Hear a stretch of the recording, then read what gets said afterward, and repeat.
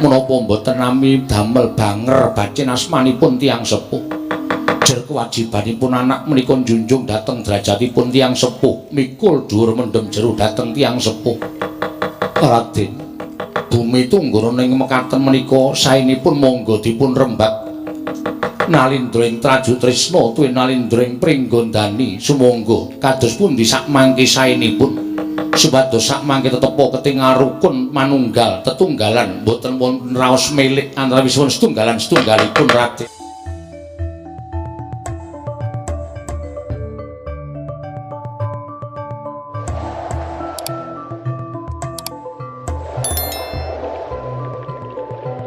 Tanganipun kula kesupen namung kula nampi nawala saking Nyai Prabu Puntadewa. Lho. Nyai Prabu Kresna nampa nawala saka Nyai Prabu Puntadewa. Kasinggihan mekaten. Kula nuwun sewu. Mestinipun sak boten-botenipun dinten sak mangke menika kula sampun sowan wonten negari Ngamarta parandene krana saking jibeg raos sing manahipun ingkang rayi tumunten dereng kelampahan jengkar sowan dhateng Garing Amarta. Wondene owanipun caraka ngaturaken nawala menika kala wau saestu kula tampi tumunten kula surasa wonten lebeting nawala menika kala wau. Yai Prabu Darmakusuma masrahaken perkawis Tunggarana menika dhateng ingkang rayi Ndarawati krana santer pawarta ingkang sampun pumebar bilih bumi Tunggarana sak mangke menika kinadurbatan inggih menika anak kula Pringgondani Gatotkaca kelawan anak kula pun Setija Bama Narakasura. Setija menika atmaja kula, Gatotkaca menika keponakanipun ingkang rayi Ndarawati. Mila kados punjanggen kula badhe ngrampungaken perkawis menika sampun sinengga kula menika setunggiling tiyang sepuh ingkang banci ndemban siladan.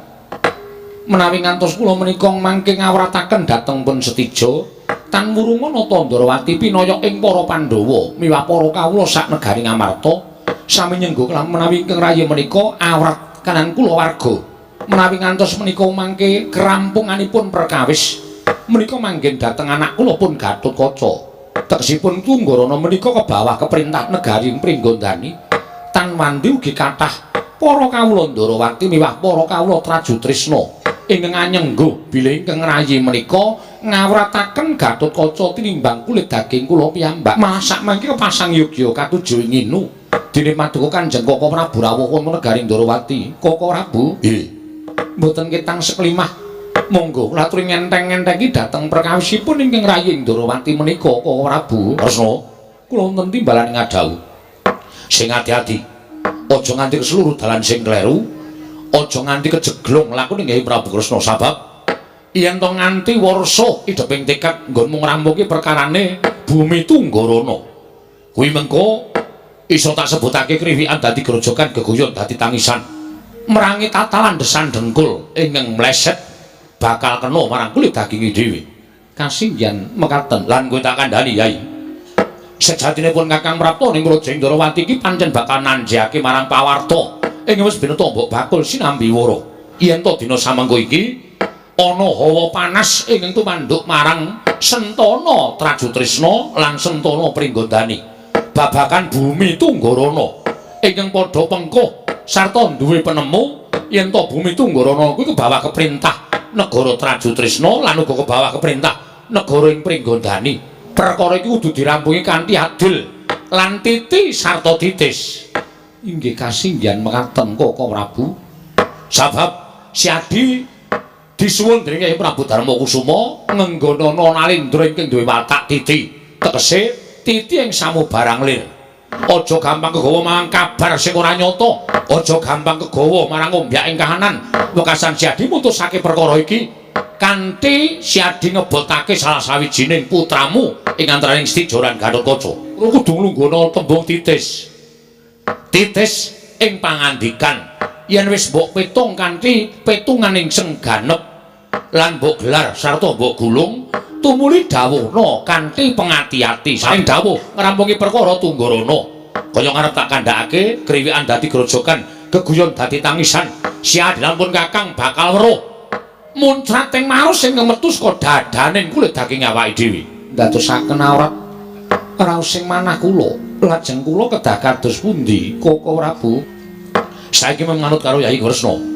Yen tumrapun Kakang upama siadi selak marang kewajiban ing wis diaturake dening Yai Prabu Puntadewa. Sinengga Yai Prabu Ndrawati kesuwijining ratu ingkang ora tanggung jawab. Nanging yen to siadi tetep bakal netepi kewajiban ngrampunge bumi Tunggarana. Saka penemunipun Kakang, rembug iki digawa ana ing parapatan gedhe, tegese akeh para satriya, akeh para nalindra yen perlu brahmana dadi seksi kerampunganing kikis Tunggarana iki. Menawi saking mamayoginipun ingkang putra pun Samba menapa boten langkung prayogi Kakang Mas Tijo tuwin kadang kula pun Nyai Gatotkaca dipun kanthi pirembagan supados sakmangke saged terang terwaca perkawisipun bumi Tunggarana. Krana menika perkawis Trajutrisna miwah Pringgondani. Menawi ngantos nalindra ing Trajutrisna tuwin nalindra ing Pringgondani menika mangke boten kakanthi pirembagan ing lerekipun tumuju wonten bedamen tuwin kerampunganing perkawis. Mestani menawi paduka Kanjeng Rama Prabu menika boten gadahi pemanggih, namung anut dhateng pemanggihipun nalindra sanes ingkang menika kala wau kinten kula dereng kantenan resipun Rama Prabu. Setyaki wonten timbalan. Mara Dimas ngenteng-enteng ana penggalingpun Kakang. Nggih. Mboten nampi arep barba pisang dhateng aturipun Anggir Samba. Nanging tumrap ingkang rayipun Setyaki, kula sanget mathuk tuwin gathuk menawi Anggir Setijo miwah Anggir Gatotkaca menika nggih kakanthi wonten ing perembagan ageng, wonten ing parapatan ageng ngrawuhaken para brahmana, ngrawuhaken para sepuh ingkang saestu ngertos dhateng sejarahipun bumi Tunggarana. Supados sakmangke boten wonten seling surup antawisipun nalindra ing Trajutrisna miwah nalindra ing Pringgondani. Koko Prabu. Iya. Setyaki ngaturaken panuwun tanpa pepindhan ya Dimas. Nggih. Boten dados menapa. Kakang Pati Udawa. Piye munggo perkara iki ngelingi babagan Tunggarana. Lho, sinuwun sintenipun dipun tunggangana menika sinten? Bumi Tunggarana kok tunggangana iki? Iya mahapunten, ladi makler menika kala wau. Iya nyuwun mahapunten diwaji. Anginipun menika sangat andadosaken mripat menika awrat. Dipesake. Lho. Panjenengan sampun kados mekaten. Merga Sinuwun Ndrawati ya Ratu Gustimu pinasrahan dening para Pandhawa semana ngrampungake perkara bumi Tunggarana. Ingkang dadi rebutan antaraning Stijo, anakmu Bama Narakasura lan Gatotkaca ing Pringgondani. Aja nganti dadi bentak sirah antaraning nalindra loro mau. Piye carane supaya kabeh mau tinemu padha trimane lan Tunggarana ora dadi rebutan antaraning Trajutrisna lan Pringgondani. Menawi ndaraturipun ingkang abdi ing kepatihan ing Widara Kandhang Sinuwun, dinten sakmangke parapatan menika dipun wontenaken wonten negari Ngamarta. Lan sedaya para sepuh, sedaya para nalindra ing mangertos dhateng sejarah babagan bumi Tunggarana dipun rawuhaken supados sakmangke saged nyariosaken lelampahan ingkang saknyatanipun babagan bumi Tunggarana. Kula kinten menawi paduka menika kapenggalih piyambak mboten wonten margi ingkang langkung sae kejawi namung ngawontenaken parapatan, mboten wonten badhe wonten kerampunganipun diweji menika tumrap ingkang abdipun Patih Udawa Sinuwun pengin dadi aturira persasat kaya dene obor ingkang bakal paring pepadhang tumrap penggalingpun Rama. Pun Rama ngaturake panuwun ingkang tanpa pepindhan, ora nyono-nyono jebolat majaku kulup samba ingkang darbe penemu ingkang saknyata bakal ana pepadhang tumraping negara ing Trajutrisna lan Pringgondani. Gandeng sira ingkang bisa ngaturake tumulu dina iki sira ingsun utus kalawan kadangku Yayi Dimas Setyaki. Nggih, Koko Prabu kepareng paring dawuh menapa?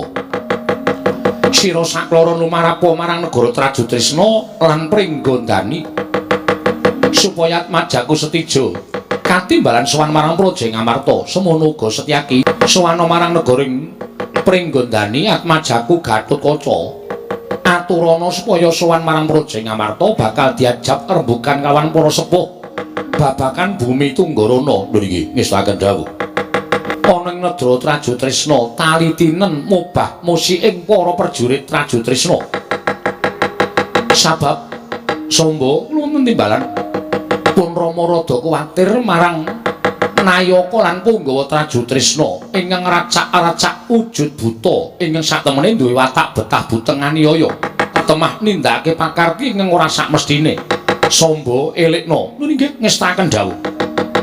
Matur yen to sira minangka dadi pengawak Ratu Ndarawati ingkang wajib nengahi perkara Tunggarana nun inggih ngestaken dawuh. Setyaki wonten imbalan. Semono uga Wadyabala Pringgondani ingkang racak-racak wujud yaksa yen to bakal tumindak kang ora prayoga tumraping negara utawa ing bumi Trat Tunggarana elingna ya Dimas. Lajeng pangantipun ingkang putra pun samba benjang menapa para Prabu. Semandrigi ngarahipun Setyaki bidalipun benjang menapa. Ora ketang sambung baraca lintang padha budhal dina samengko. Yen wis ketemu kelawan Majaku Stija lan Majaku Gatotkaca kantinen gandengen tangane sowaning negara Ngamarta. Prastawa dampandu Kanjeng Rama kliran ana kula madal pasiran nyuwun pamit tambahing pangestu sing ati-ati aja kaya bocah cilik Kaka Prabu. Mugi-mugi samangke saged dados sarana padhangipun lampahan praja ing Raju Tresna miwah Pringgondani sami ngrebataken bumi Tunggarana. Lho la iya. Lah mongko kawit biyen miturut sejarah ingkang tak tampa, bumi Tunggarana kuwi bumi nalika semana Lenggasing minangka dadi adipati iki ora kleru Prabu Kalapustaka. Kuwi ya kuwi Nayaka negara ing Pringgondani. Padha-padha swita dadi siswaning Prabu Pandhu Dewayana. Wiwit Sang Prabu Kalapustaka kanthi tekan seprene ora ana lelakon ingkang kaya mengkene lah bareng. Saiki kok malah dadi geger. Stija ngakoni yen to negara ing utawa bumi Tunggarana kuwi dadi wengkon kebawah keprintah negara ing Traju Tresna. Semono uga Gatotkaca uga ngakoni yen to Tunggarana kuwi kebawah keprintah negara ing Pringgondani. Anjane perkarane apa to? Kaka Prabu. Miturut kabar ingkang sampun kula tampi, kathah para kawula Tunggarana ingkang sami nglewar saking wewengkon Tunggarana nderek wewengkon Pringgondani. Krana miturut aturipun para kawula wonten negari Pringgondani menika nggadahi raos ayem tuwin tentrem miwah pados sandang boga mboten kekirangan sami nderek ngayom wonten praja ing Pringgondani. Lelampahan menika mbok menawi mboten dados renanipun manahipun anak kula pun Stija Bama Narakasura. Anggenipun kepengin sanget ugi saperangan kawula Tunggarana nderek dhateng wengkon ing Traju Tresna. Nanging nyatanipun namung sekedhik ingkang tumut dhateng Traju Tresna, malah langkung kathah matikel-tikel ingkang sami nderek dhateng wonten Pringgondani. Lelampahan kados mekaten menika mbok menawi wonten ingkang ngurup-urup wekasan andadosaken mletik manahipun anak kula pun Stija Bama Narakasura. Angembet utawi ngrengkuh Tunggarana menika dados wewengkon negari Traju Tresna. Walah kuwi. Kaya ngono kuwi lho, Yai. Mula jaman saiki iki aja sok gampang percaya marang omongane wong. Jaman saiki aja sok gampang percaya marang kabar ingkang saknyatane kabeh mau sak temene ora ana nyatane. Yen duweni jati diri ing wekasan bisa ngandaleni diri. Wong sing ora duweni jati diri, sing isane ming rubo-rubo gedang, kancane ngalor melu ngalor, kancane ngidul melu ngidul, wekasan uripe ming melu mrana, melu mrene, melu karo kanca kancane, ora duwe penemu dhewe kuwi. Wong kaya ngono kuwi gampang diobat-abitake marang kahanan. Sing digoleki ya wong-wong sing kaya ngono kuwi, sing gampang diobat-abitake marang kabar sing ora nyata. Wekasan iso didu marang sanak kadang, sedulur lan kanca ruwange. Tak jaluk Siadi tetepno pangestu menengko dadi Nalindra Ndarawati. Kawulamu wene ana ngerti ya aja gampang diblithuk dening wong liya. Inggih, Kaka Prabu ngestaken dawuh. Nun sewu Kaka Prabu, masak mangke kula badhe bidhal dhateng negari Ngamarta. Rembagan Nyai Puntadewa ngaturi rawuh sangganing para sepuh supados wonten ing parapatan mangke saged damel pepadhang tumraping bumi Tunggarana. Ngono Kresna. Inggih. Ya, yen pancen ngono pun Kakang nderek lan dikeparengake Kakang nderek lawan Siadi budhal marang Praja Ngamarta. Kakang Pati Udawa. Kakang Pati Udawa. Kaka Prabu, nggih, mbok tulung dipun jawelaken. Wah, jan Udawa kok nyambut gawene iki apa ngono lho. Kakang Udawa wonten dawuh timbalan, monggo kula dherekaken. Nendi? Ora ono wong arep lunga kok dherekaken piye? Wonten dawuh sinuwun. Budhana kang padha seba nggih. Mung jil. Budhana kang padha seba iki jroning kedaton iki. Oh iya sinuwun. Nggih, mangkene sekedap nyawa kula dereng mlempak. gaweane akeh ngene iki. Inggih Koko Prabu, menawi enjang dados pate. Oh. Menawi siang olah tetanen wonten sawah. Udawa kuwi inggih. Weh lah kok isih duwe wektu kaya mengkono supadyanipun conto para kawula diwet. Menawi sonten wonten ing pasar manuk. Lho iki ternak apa? Cecak rawa sinuwun. Menika sae sanget nembe netes kemawon. Dol-dolanipun sampun yutan. Wah, tambah-tambah pangupa jiwa sinuwun. Lah Sangguyu. Mandura ene ana loro. Waduh. Nai menapa mboten wonten pitumbasipun? Lho, aku iki anggap sapa? Aku iki bendaramu, Jonathan. Ya suwaku luwih enom ning aku bendaramu. Nek aku nyuwun apa kira-kira rai badhe kula paringaken kanthi lega, legawane manahku. Nggih, badhe kula aturaken sinuwun. Aja brabangi mboten sinuwun. Aja nangis, aja wewel. Mengko tak paringi nyamping Pradamas. Ora ngaten menika tesipun wonten lintunipun. Sinundrawati ngersakaken ora Kakang Pati Udawa. Wis aja rembugan sing aneh-aneh. Budana kang padha sebo. Nggih, ngestaken dawuh. Babar pisan tak mangke saranipun medalaken kula nyuwun pamit sabab menika wonten pembeli kalih ingkang kangsen. Nyuwun pamit madal pasilan. Sing ati-ati aja kaya bocah cilik Kakang Pati Udawa. Panjenengan menika sinten? Teka rawuh wonten ing Karangkadempel. Nggih, Ndara. Panjenengan menika sinten? Teka rawuh wonten ing Karangkadempel. Nggih, Gus, kula nyadong dawuh. Nuwun pangapunten, Gus. Kula nyadong dawuh. Siwa Semar. Sampean malah pun ngertos kali kula. Dawuh mengendikan ning bapa Begawan Paminto Jati saka ing pertapan Gebang Tinatar. Lamun aku kudu jumujuk marang Karangkadempel ketemu kelawan Siwa Semar saat majamu kabeh.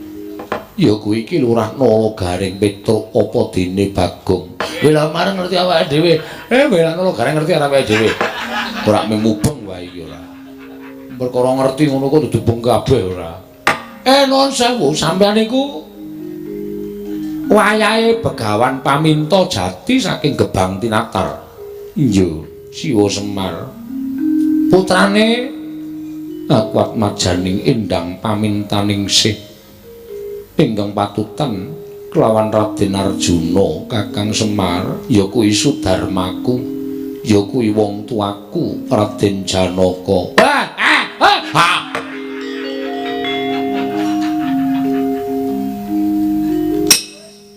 Meng kagete kok biayaane apa? Ayo melu kowe ayo. Meng kagete kok dadak bareng-bareng melu bapak. Meng kagete kok bareng melu bapak.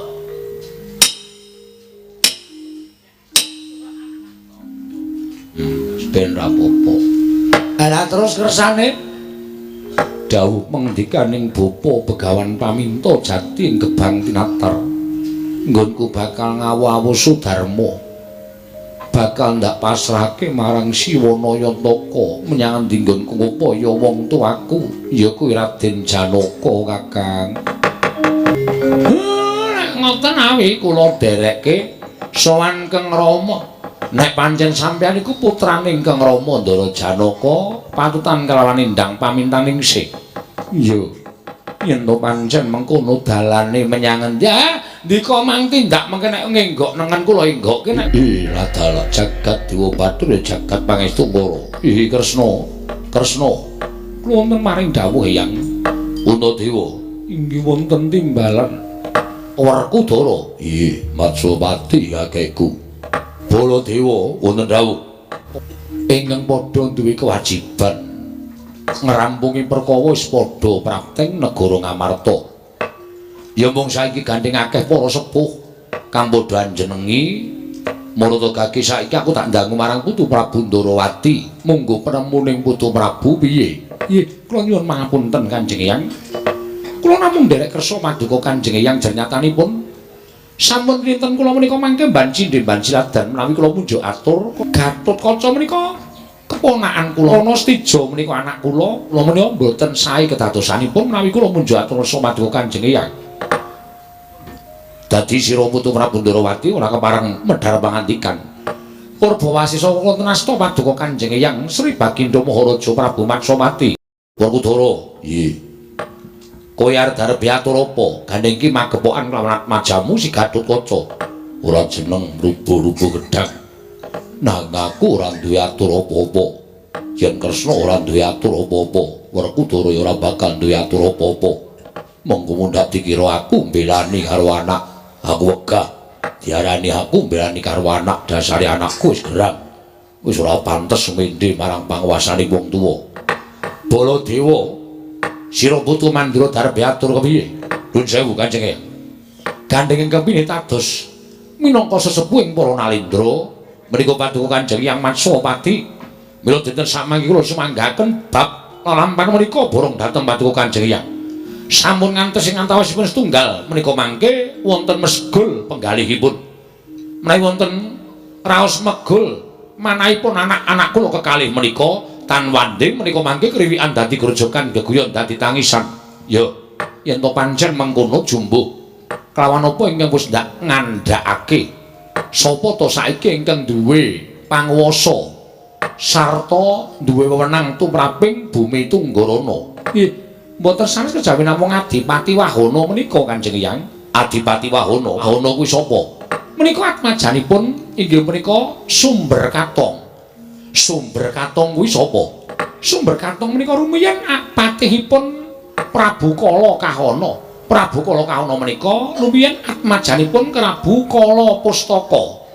Wondene Kala Pustaka menika rumiyin kadangipun utawi sumitranipun Prabu Trembuku ing Pringgondani. Mbok menawi sarana Adipati Wahana menika kala wau saged ngaturaken sowanipun pun Sumber Katong tiyang sepuhipun kala si Wahana menika kala wau supados nyariosaken lampahan ingkang dumados wonten ing bumi Tunggarana. Nggih, Adipati Wahana wonten timbalan ngadhau.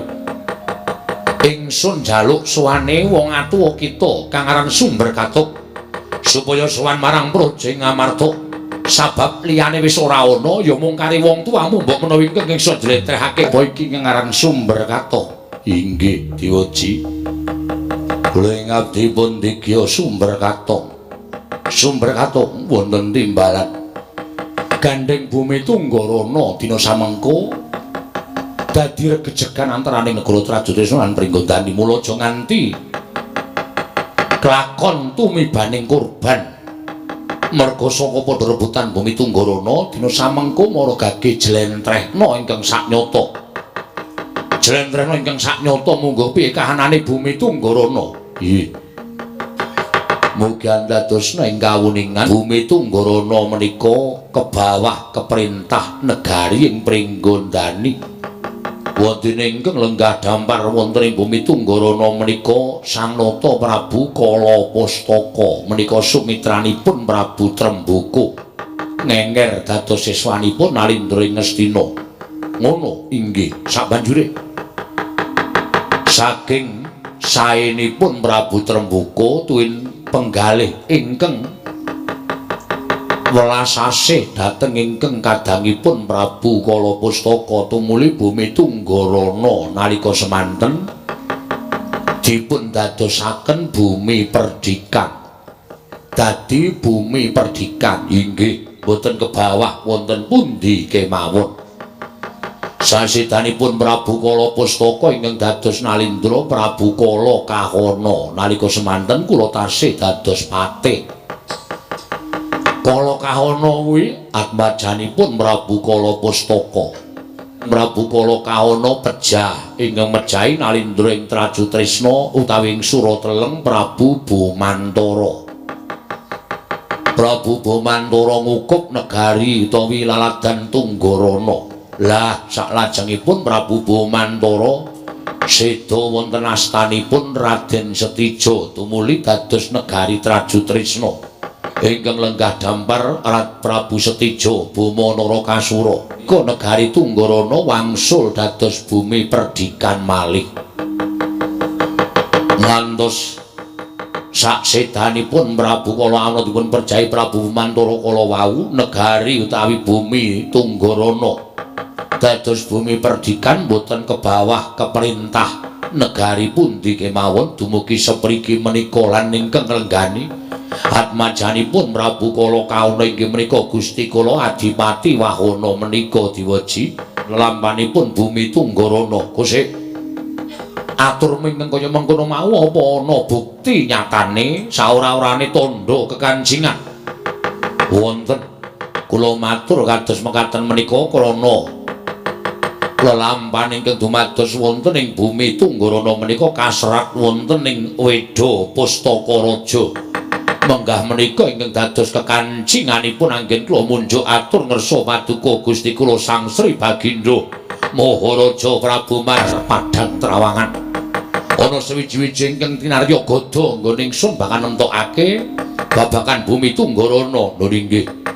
Ngaturake panuwun ingkang tanpa pepindhan tak jaluk bali marang asal mulamu. Iye nyuwun pamit sinuwun Werkudara. Wo napa? Sira ingkang minangka dadi wong atuwane anak utu-putuku Gatotkaca lan Setija inggih kone yang tepake kone yang minangka pinisra dadi nalindraning para nalindra ingkang wenang ngadili lan misuda para nalindra ndak tetepake ndak jupuk saka lelakon ingkang sepisanan nalika Prabu Kala Pustaka kuwi dadi sumitraning Prabu Trembuka lan ingkang sekawit Tunggarana kebawah keperintah negara ing Pringgondani nalika peperintahaning Prabu Trembuka tumuli kaparingan kamardikan lan dadi bumi perdikan. Tunggarana tak balekake kala mangsa kala biyen nalika Pringgondani diasta dening Prabu Trembuka kebawah keperintah negara ing Pringgondani Kresna. Inggih ngestaken dawuh. Ya aku mengkari manut. Iki lha kok putuku Setija klepat ninggal pasewakan tanpa pamit. Kresna iki ning lelakon kepiye? Iye. Kula piyambak mboten mangertos. Werkudara piye? Wah, Gatot wonten dawuh. Cah ora tanggap. Kakangmu metu njaba kae tarenana karepe piye? Sendika Kanjeng Rama. Gamas. Kersanipun Kakang Mas Setija kados pundi? Dene sasamunipun Kanjeng yang paring dawuh teka paduka tumuli minglar saking Datul Negari Ngamarta. Yai. Ora jeneng pun Kakang ngalap marang Bumi Tunggarana kuwi ora. Mula rasaku kok kaya ora kepenak. Siadi wisatriya pun Kakang kuwi satriya, mongko wis padha-padha madheg nalindra. Aja gampang marang pasrah marang panguwasaning wong tuwa. Ayo, yen bisa perkara iki dirampungi dhewe kanthi cara kasat. Kakang Setija ora duwe niat bakal ngukuk Bumi Tunggarana. Ewadene Kakang Setija paring dawuh kaya mengkono. Aja dikira Gatotkaca wong jirih getih wedi mati. Ayo, panjaluke Kakang Setija nganggo cara piye tak turuti. Bagus, ora meringkus dadamu. Kakang Semar, kula. Sapa iki? Nuwun sewu, menika wayahipun pandhita ing Gebang Tinatar. Begawan Paminta Jati. Jenenge sapa? Bambang Pamegat Tresna. Bambang Pamegat Tresna nggih. Ibune Pamintaningsih. Pamintaningsih bapakne sampean. Lho. Apa pancen bener kowe anak utawa kowe putu Begawan Paminta Jati kasinggihan Kanjeng Rama kula ingkang putra pun Bambang Pamegat Tresna kula wonten paring dawuh. Aja gampang kowe ngaku anak Janaka. Aja gampang kowe ditampa dadi anak Janaka. Anak Janaka kudu wani ngaturake dharma bektine kalawan wong tuwa. Menapa ing kedah kula lampahi paduka badhe paring dawuh menapa? Kadangmu sakloron, kadangmu tuwa. Setija Bama Narakasura lan adimu lanang utawa kadangmu tuwa. Ing Pringgondani padha panca bakah rebut Bumi Tunggarana. Yen ku bisa ngrampungi tanpa ana dumadining kurban kowe tak anggap anak Janaka labung ana ing peperangan. Kowe aja melu-melu perkara iki. Kowe ora mangan nangkane ndak gabul pulute. Nuwun sewu sinuwun. Dipun tepangaken menika nem-neman saking pertapan Gebang Tinatar. Wayahipun Begawan Paminta Jati kula Bambang Pamegat Tresna. Semingkir. Semingkir. Iki papane wong neter kadigdayan. Papane nggonku neter kadidan karo adhiku Gatotkaca panjenengan kenging dipun emutaken kula mboten. Lho, Kowe ngelikke Ratu Trajutresna. Apa kira-kira iso ngalahke Ratu Tresna? Pamegat Tresna. Kowe bayi wingi sore tanganmu atos kaya wesi. Meh wae ora eling Purwadasena. Ya, aku ngakoni keunggulanmu. Aku ngakoni kemenanganmu Pamegat Tresna. Nun sewu sinuwun. Menawi paduka sampun ngakoni dhateng ingkang abdipun Pamegat Tresna.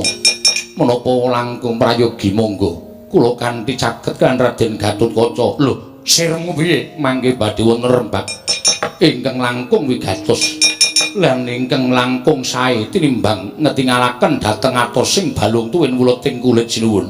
Aku manut karo kowe Pamegat. Ngantos kula wantun nengahi perkawis menika kula nadreng anggen kula pengin pinanggih kaliyan tiyang sepuh kula.